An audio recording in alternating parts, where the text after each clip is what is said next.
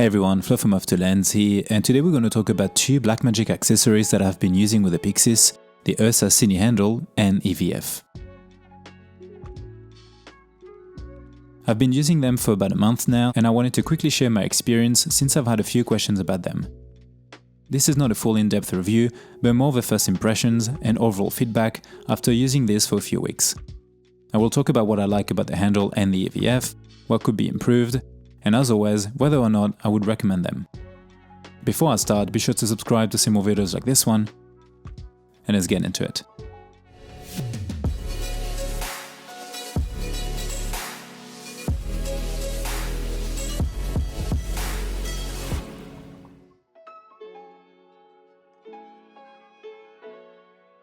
First of all, let's talk about the handle. Years ago I owned the Ursa Mini Pro 4.6K and I've always loved the handle it had. I've also used the Ursa Mini Pro 12K a couple times and again it had the same handle. So when they announced a new version this year alongside the new Ursa Cine and Pyxis, I knew I wanted to get one. This new version feels amazing. It is very well built, super solid and has a nice rubberized feel to it underneath. It is also a very good size for my hands and it makes the camera quite comfortable to hold regardless of the kit. You attach it via two screws directly on the Pyxis, and you also have two mounting options at the top. The handle is meant to also work with the Cine EVF thanks to the dovetail system. This is why you also have the rod attachment unit that you can put at the front of the handle for the EVF, and of course this is also quite handy as you can also attach rods to follow focus motors, for example. I also like the fact that the handle isn't too bulky and it can fit nicely in a bag. It really looks like it is part of the Pyxis and not an add-on like a third-party top handle. Now, whilst I love it, there are a couple of things that I want to mention. First of all, I wish that there were 3 mounting options at the top instead of 2. If there was one more towards the front, it would make it easier to hold when attaching a monitor, for example. It is definitely possible to mount a monitor on top, and I have done it using both a swivel mount and a small arm. But still, I would much prefer 3 points, or one at the front like the previous version, and I would also like one of them to be a 1/4-20. Now of course the Pyxis monitor will solve some of that and I'm really looking forward to it. I also wish that there was a quick way to attach it and remove it, maybe with a thumb screw or something similar. Now I know that it needs to be properly screwed in for stability and safety, but it can take quite a while to detach or attach and you also need to carry an Allen key with you. I think I'm noticing a difference because I've mainly used NATO handles over the past few years. This new handle is also made for the Ursa Cine primarily, so some of the choices they made make sense of course. All in all, for the price, it is a very solid handle and this one is the one that I will definitely keep on the camera as much as I can. Also, as always, I will list all the gear that I used in the description below.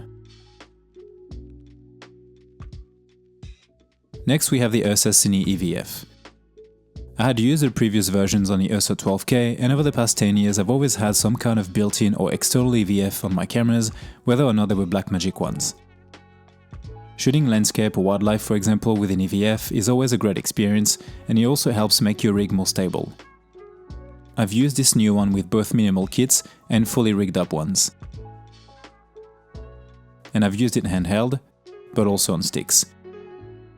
And in terms of content, I've shot a mix of documentary style, personal, and also landscape. This was to mimic the kind of work that I do. Before I get into my thoughts, here are some of the specs. It has a 1920 by 1080 resolution, 6.2 million dots, it is OLED, and up to 60 FPS. And you also have a 4-element diopter with a diopter range of -5 to +5. This new EVF feels super solid and very well made, and it connects to the camera directly using the viewfinder port at the front. The image is very clear and sharp.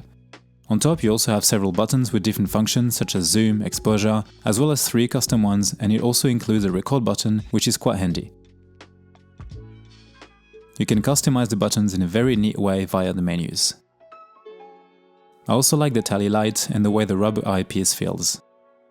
With the EVF you also get a variety of mounting accessories such as rods, a rotating bracket, 3 lengths of USB-C cables with locking connectors, and I think it is a very nice touch to include all of the cables in a box.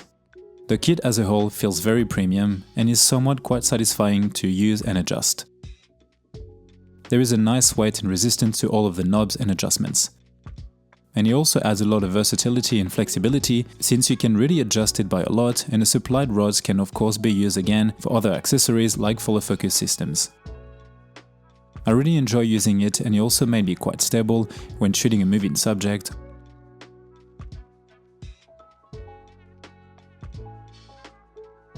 or when filming handheld in general.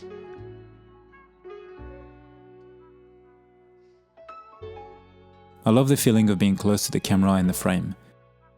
And even when I was kneeling down, I was still able to properly use it. And when on sticks, it was also very comfortable to use and made me really focus on the frame. I've always loved EVFs for that reason, as they allow you to be in your own little world. I also like the fact that since you don't have a monitor, the whole kit is pretty small and light too. It is also very nice and quick to attach and detach, and all of the knobs are high quality. I love that you don't need any screws to either mount it or adjust it. This is a huge plus for me, and the dovetail system makes a lot of sense. The extension arm was also particularly useful and more comfortable for me, so I highly recommend it, especially with an easy rig. The EVF turns the Pyxis into an ENG style camera, and I actually really like it. I wouldn't use it for all of my projects, but it definitely adds a lot in terms of comfort and shooting position options. And if you are in the market for an EVF, this is a really nice one. When compared to the smaller EVF you can use on the 6K cameras, it is quite bigger, but also much more complete in terms of the function and usability. People ask me about power draw, but I didn't really notice any difference to be honest, and I also had the built-in monitor at half brightness mostly. I did a quick test with a 35 BPU and open gate 24 FPS, with the camera monitor at 50% and EVF at 100%, and I got 49 minutes. Without the EVF, I did a test when I first received the Pyxis, and I got 53 minutes, so I don't think that it makes that much of a difference. Again, this is just in my case, and this is not a scientific test. Now, I don't have a ton of experience with EVFs in general, and I shoot without one more often than not, but again, I want to mention a few things. First of all, it took me a little while to get used to the functions and develop muscle memory for the buttons. I also kept relying on the record button on the camera monitor for some reason, especially at the start. After the first full day, my neck was a little sore. I think this is due to the fact that it is a completely new shooting position. And also noticed that a few of my shots were actually tilted. I think this is because I wasn't really keeping the kit straight, and I was more focused on finding a comfortable position or pressing it against my eye. This will obviously get better the more I shoot with it, and this says more about me than the EVF. I would say though that whilst it is super clear and sharp, I thought that it would feel brighter. Also, since the EVF takes up the viewfinder port, you won't be able to use both the Pyxis monitor and the Cine EVF. But you can still use an external monitor via SDI of course. Overall, this is a very nice and useful piece of equipment for the Pyxis. In my opinion, they're probably the best accessories I've had from Blackmagic. The quality really is amazing. I think the handle is a no-brainer. First of all because it makes the Pyxis camera super versatile by adding options to mount accessories using the threads or the rod attachment, but also because it will work with the upcoming monitor, and it does already with the EVF. Everything feels well integrated and meant to work as a whole kit, and for the price it adds a lot to an already great value camera. Now when it comes to the EVF, it is a bit different. It just depends if you actually need one or not, especially on the Pyxis, since it costs half the price of the camera. If you do, then it is a great option, and a very well made and complete one that works beautifully with the Pyxis, but can also work with a bigger Ursa Cine. Personally, I would and will use it for some of my documentary work, or in super bright condition outdoors, like in the snow for example, or when I simply just don't want to use a monitor. As always, it really depends on your style and needs. That's it for me for today guys, hopefully you've enjoyed this video and you found it helpful. If you did, please feel free to subscribe. I should also receive the Pyxis monitor ASAP, so stay tuned. Let me know if you've got any more questions, and as always, thanks for watching and I'll see you in the next one. Bye.